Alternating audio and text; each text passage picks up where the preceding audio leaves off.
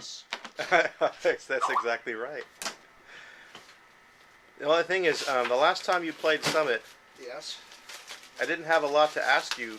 I don't even think I was doing this interview process. Oh, well, okay. So what I'm curious to know Yes, sir. is, did you start playing instruments, or did you start working with synthesizers at an early age? Or at a later age? Well, a lot of people know this. I come from a showbiz family. My father was actually kind of a known person. He was an arts commissioner for the city of Los Angeles, and met my mother, who was a concert pianist and who had done film music editing on the documentary Victory at Sea during World War II. And they met in the 1950s in Hollywood. And he got her pregnant. They moved up here and had me. But my father was a trained oil painter who, that's actually a portrait that he did of me in chalk up there. And he was known. He studied with a couple of the, studied with George Gross, was part of the New York art scene and the Art Students League and stuff like that. So before I was taught music, my father, basically I had a little easel and my dad taught me painting, and there's pictures in my collection someplace of me at my little tiny easel next to him at his big easel. And then my mother, who was at that time, she was actually performing in nightclubs because she was a jazz singer and a jazz pianist. She was actually pretty famous here in San Francisco. She played places like the Top of the Mark, and Herb Caen wrote her up as like San Francisco's Bobby Short, but she never recorded.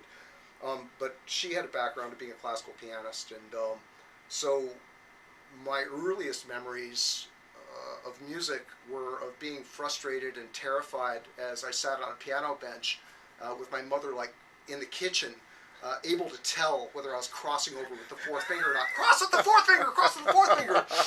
So about the time that I was I was at the San Francisco Conservatory of Music. I was studying classical piano under a guy named Vincent Marlotti. Yeah. And I hit adolescence. I just decided I couldn't stand any of it, and I kind of retired. But I got back into synthesizer. I got into synthesizers. Actually, there are two things that happened. One was that my mother, before I even thought of having a synthesizer, she the organ store that she was working for, she'd at that point moved me up to Santa Rosa. They had a deal with Mattel, who had this thing called the Opticon that was like a little optical disc player that had recordings that were like optical soundtrack stuff. And you could play rumba, because what they had is they had session musicians make these loops. You put these discs in the thing. Well, when was that? This would have been like 1971 or something like that. And I was one of this group of kids that Mattel got to go out to like supermarkets and stuff with these Opticons and show that even a child could play these things, right? And I was a bit of a ringer because my mom actually worked in a store and stuff. So I actually had, and she was a nightclub performer, so I had things like fake books, and don't forget I actually knew how to read music and stuff. So I actually, for a while there, I thought I was about 11 years old. I figured I had my future career. I was like, playing in supermarkets, and adults were really impressed with me, and I had little medleys and stuff. And the fad wore out, and I wound up with no job. I had to go back to grammar school. And then once again just decided I couldn't stand working on music or art, because both my parents were, they had a lot of desire for what I would do, and I just was kind of contrary. And my dad, as a Christmas present, bought me a cassette recorder, and for something to play on it, he found a copy of the Well-Tempered synthesizer, and just gave that to me so I'd have something to listen to on it. And I listened to it, and I was like, wow, this doesn't sound like anything I've heard before, and one human being did this, and this thing really looks bizarre. And I just started I did things like I figured out where Moog music was, and I pretended to be an adult and sent letters to Robert Moog and stuff, and I Don Buchla, so I had this binder full of everybody's notes and things, because they thought I was some university or something buying this junk. Oh, really? Wow, very official. Yeah, I had this all like in a punch binder, and I would like spend my evenings kind of looking at book catalogs and stuff, and kind of imaginifying what I might do with such a thing.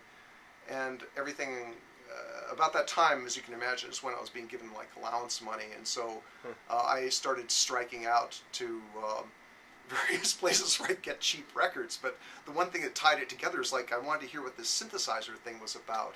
So a couple of kind of Moog Bites Back albums in, I found this weird guy, Morton Subotnick, and there was this, I'll never forget, it was this album called Sidewinder, and I looked on the back of it, and hell, I should probably deploy here. Here's this guy with crazy wild-ass hair who's like totally like insane looking, and like crouched in front of this thing with wires hanging out of it and stuff, and doing some sort of insane shit, which of course is what the record's, it's kind of one of those records you put it on, your parents are like, what the hell is that, not like the show tunes that my mother wanted me to listen to at all. And but that just made it even more appealing. I mean, this is someplace that these people could not even go, and like I'm there, and once again, it's like by then I was about, I think, 14 or so, and like I'd figured it out once again. It's like, okay, great. Obviously, you get to be old, and you're some weird motherfucker, weird person. That's okay. And you've got some sort of like rack of stuff. You're probably in the employ of a university someplace. And what you do is you do this academic stuff, and people pay you money to do it. And so I figured, well, okay, this is a job for me. And so I took it up to the next level and started manipulating circumstances so I could actually get myself a synthesizer so that I could make this move into this future career I'd envisioned for myself of not being a rock musician at all, because my parents being jazz people and knowing everything. My dad used to take me down to the Haight when I was a little kid, and he would show me hippies, and he would say, Alex, if you run away from home, this is where you'll wind up. I don't know if you look at pictures of me from those days, my parents were well turned out. I had well turned out relatives who were diplomatic corps. So I was one of those kids that didn't just have like a little like costume with a kilt. I had an actual Scottish kilt. I had an actual little like, yeah, so you had the emblem and the whole deal, right? Yeah, and I had like little Lord Fauntleroy outfit, so I didn't look like this at all, I would listen to rock music, but I knew that it was really a dangerous, bad thing, and that it totally sucked because my parents knew better, and that's part of what got me into the academic end. And about that time, as long as I'm rampaging through this, don't forget I was a child, so although I had allowance, I didn't have a lot, so you have to kind of budget your like expenditures on weird electronic music. So about that time was when I discovered that there was a cutout record bin at, I think it was Thrifty Drugs, and for whatever reason, what they were getting for cutouts was things like Noi and Can that couldn't sell in normal record stores. They're chopped down to like $2 or so. And so now I'm about, I don't know, I guess 14 and a half, 15 or something like that. And so I started buying this stuff and bringing it home. And of course I was like the only kid around that was listening to it, and for me it just became more and more interesting because I kept seeing these adults who'd figured out something totally bizarre to do with sound. And, when you're a kid, and you see, even if you see a record that's been chopped down to $2, you figure, well, okay, these guys are in business, and they might be selling it at a discount, but this is something I could do. So again, don't forget that all this time, as I'm doing this stuff, I've got this strange kind of lemonade stand notion about my future in my head, and it all kind of came to head when I finally, it came to its own head when I finally did wind up in college, and I was kind of young getting out of high school. They left me in junior college a couple of years to kind of like prep me. I got a really good, by then I was unstoppable. No matter what my parents would suggest or anything, it was like I was going to do this academic music thing. Right. They both knew it was totally fruitless and a really bad idea, but it's just I was pretty, you couldn't really deter me, so it was just a question of like how long it would take for me to burn out. What school program were you in, if any? Like, were you in a... I was just like, I was accelerated out of high school. This thing that my counselors came up with, they put me, I just wound up at the music department at Riverside City College. Oh, okay. I was real fortunate that the teachers there, because junior college you got essentially practitioners, not just dry academics like I was trying to be. And I didn't realize it at the time, but they could see that I was like one of those people that goes home and practices a lot and stuff. And so at the time, I just thought I was really being put upon. But really, what was happening in retrospect is that they were seeing to it that when jazz solos came up, I would have to do 3 or 4 jazz solos. If I was in music appreciation class, it would be engineered. A situation would arise where I would have to come up in front of the class and say stuff. Oh. And I see. And I didn't. Again, I was pretty clueless in the middle of this. I was pretty. I think I'm a little bit spectrum disorder, and so I was kind of like monolithic on my goal. But and I would do these other things, but it was all kind of like in pursuit of this goal. The reason I say this is because when I did finally get to UCR, the professor who was supposed to be my mentor and was the guy who budgeted and gotten them to justify an electronic music department. He got busted for selling cocaine to a student about 3 weeks before I arrived. And so when I showed up, I no longer had a mentor. I was under a dark cloud. The UCR music department was not known for cutting edge stuff. As a matter of fact, they were known for something called the Collegium Musicum, where you could learn how to play crumb horn, and they had a collection of authentic medieval instruments. Yeah, you're right. I was informed that I was no longer an electronic music major, that what I was now is take your pick, piano major performance or liturgical organ performance major, because I had experience with pedal technique and it was a little bit less of the material that I had to pick up to justify my existence as a performance major. Right.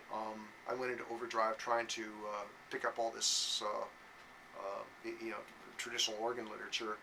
And I kind of failed. I was kind of encouraged to fail. I was always at odds with my composition teacher, who was actually a disciple of Schoenberg and what's called 12-tone rows, serialism. Yeah, right. And I had already come to the decision on my own, because don't forget I had this vast library to research that I'd accomplished off of my $2 record purchases and stuff. Right. And so I knew Schoenberg, and I knew that stuff was garbage. I knew that I'd been listening to this modern stuff that you could get for $2 a record that was kind of repetitive and minimal. I knew that it linked into this other stuff that was happening on the East Coast with guys like Steve Reich and Philip Glass. I knew that on the West Coast we had Terry Riley. I could already, this is right around the time I think that Eno was breaking loose in Roxy Music, but I didn't know anything about that because I wasn't really listening to rock at that time. Right. And but I had this dim awareness that there was this kind of new, kind of tonal, highly repetitive kind of stuff coming out, and that really appealed to me. So anyway, as you can tell, that set the teeth of everybody on faculty on edge. I was like something that had come totally out of left field. I didn't even have the excuse of being some sort of mindless rock musician. I was clearly somebody that did have technique, but I just refused to deploy it. If you tried to demand that I do something, I would deliberately do the opposite if I could get away with it. And it all wound up in this big scene that I like to recount to my friends, where they didn't just throw me out of college. They sat me in a chair while they both hovered over me for a long time, informing me that I wasn't a musician. Wow. The thing that I made sound with was not a musical instrument. That electronic music itself was a farce, soon to be steamrollered over, and that what I needed to do was consider a new activity for myself. I was not welcome in their school, and I should consider something else to do with my time. So now that you've got all this build-up... More synthesizers! Yeah, I went home, I thought about it for about a half hour, and being depressed changed into another sort of emotion that I've been describing to you, and I just broke everything down and loaded it into this little truck I owned, and as soon as this was all packed, I called my dad up here in San Francisco and said, "Hey Dad, I've been thinking about moving back to San Francisco." And he said, "Oh, that sounds great. What do you think, moving up in the spring or something?" And it's like, "No, actually, I'm packed right now," and I was kind of thinking of getting on the road like right now. And that was, I forget exactly the date, but it was, this was right in the window of time where punk rock had been happening in San Francisco, the Maboo had been happening. 75? This would have been closer to 78, 79, and it was right in between the Dan White shooting, the White Night riots in Guyana. Right. And so I forget which event I straddled. I forget which, now I'm old, I forget which one happened first. But one of those events happened. I got thrown out of school. I came up here, and then the other event happened. And so suddenly I'm in this other new world with people screaming and this odd street energy. And one of the records that I picked in the import bin on cutout was by this band from San Francisco called The Residents. It was called Fingerprints. And in my explorations, you know, it was on sale, needless to say. And I remember I went over to my next door neighbor Bob Holcomb's place with my copy of Fingerprints, because on the back it clearly said, from some DJ in K-Stan, the most underground band in San Francisco, right? And I was like, wow, this is going to be really heavy. I got Bob and I got to listen to this. So we put it on the turntable. If those of you who've heard it before, it starts off with a song called You, Yes, Yes, Yes, You. That just is basically the words You, Yes, Yes, Yes, Yes, Yes, Yes, You, repeated over and over again. And then it fades out. And then it comes back, and then it goes away. And we stood there. I remember we dropped the needle on this thing. The opening bars were so weird that we couldn't even leave the turntable. We were both just staring at the turntable as this thing grinds its way out. Then it fades to silence as we're still staring. Then it happens again, then goes away. And at that point, I just lifted the needle. I was like, well, this is, Bob, either I've just been ripped off or this is the most genius thing I've ever heard in my life. So getting back again to 79, I didn't know what to do or where to go. All I knew is that I totally sucked and that my ideas were no good. And I needed some advice. So, seeing as how I knew that Cryptic Corporation was at 444 Grove Street, I got on my skateboard and came down. There's a guy out front welding something that turned out to be snake finger, but I didn't know it at the time. And I think that the spectacle of me with my skateboard and stuff was just so weird, because I just showed up and I was like, what should I do? And it was like, well, wait here for a sec. And he went inside, came back, and come in, I got somebody to talk to you. And this guy introduced himself as H to me, explained that he was sort of coordinator for the residents, but wasn't really a musician. I was inside Cryptic Corporation looking around at all this stuff, and I was like, well, you know, this is what happened to me. I've been thrown out of school because I'm terrible, and but I think that I'm just going to continue doing this, and I don't know, I didn't tell him I bought his record on sale, but I was like, of course not. I'm not really sure what to do. Yeah. And he was like, well, there's a lot of activity here in San Francisco, and there's this band we've been paying attention to. They're called Tuxedo Moon, and I believe they're looking for a synthesizer player. So that was basically my, in Riverside towards the end, I kind of vaguely participated in a couple of rock bands, one with a friend of mine who's still my friend, but being with Tuxedo Moon for about a month and then being fired was probably the closest I'd had to really being in a traditional band type environment up to that point. You were playing the synth? Yeah, I was playing the Surge or the Buchla, or no, back in those days, this we'll probably, when I had, although I'd met Doug Lynner, and he'd been the one who showed me a Surge synthesizer. Right. What my conniving had managed to get for me is I'd managed to parlay my purchases into an ARP 2600. My mom worked at a music store, so I'd get stuff at wholesale. I see. And I actually, wow, this is really great sharing this. I worked another scam, actually. Oh, you did? All right. Yeah, when I was 16 years old, I claimed I needed to buy a car. And specifically, I claimed that I needed a friend's Pontiac GTO, which I could get for X number of dollars. And then what I did is I basically got the loan and then kind of announced, something, I really think what I really need is one of these Moog 15s, but that's too expensive, and my mom works at this store that's got to deal with this ARP company, so I think maybe I'll get an ARP 2600 instead. And so that was what I came up to San Francisco with. Okay. See, I was trying to make the connection, so that was the instrument that the college professors were also very up in arms about, right? When you said earlier that they said, well, what you're playing isn't an instrument, and was it the ARP? Were they referring to the ARP? Oh, it was even uglier than that. Oh, uglier. I also, through going down to sound art, which is where my teacher at Riverside City College took me into Hollywood, where Dan Wyman was teaching, and that was Paul Beaver's studio, so they had Paul Beaver's and Bernie Krause's old Moogs there. and that was just down the street from Synapse, where Doug Lynner was. Yeah. And so my teacher was driving me down there so that I could, get a little bit of schooling on, what's really done in studios. And so at that time, the 360 Systems was down there as well, and they built this thing called a polyphonic guitar synthesizer using a half dozen Oberheim synthesizer expander modules. And they didn't have enough money to productize it, and so what they did is they broke the prototype down and sold us the SEMs really cheap. So I'd also acquired an SEM. So that's like just this little white panel with no keyboard or anything familiar on it to a traditional musician. Back then, that was pretty alarming to a traditional musician. You pretty much depended upon keys and things. And then, just to make things even creepier for my professor, I also had a little Wasatch Music System step sequencer. And so probably the biggest, most dramatic meltdown was when we were instructed to come into our composition group to work up duos with the other students. And he thought what I was going to do was sit down at the piano and be willing to work with a clarinetist or something and work on 12-tone rows. And instead, I opened up my bike bag and I haul out this white piece of lab gear and these knobs and totally disrupted the class because I'm sitting there making ostinatos and melodies with this thing and filter sweeps and stuff. And I think that might have been my death knell. Actually, that might have been what took me out. Or the thing that brought you into where you are today. It's almost like a rebirth. In a sense, Afterbirth. Well, yeah.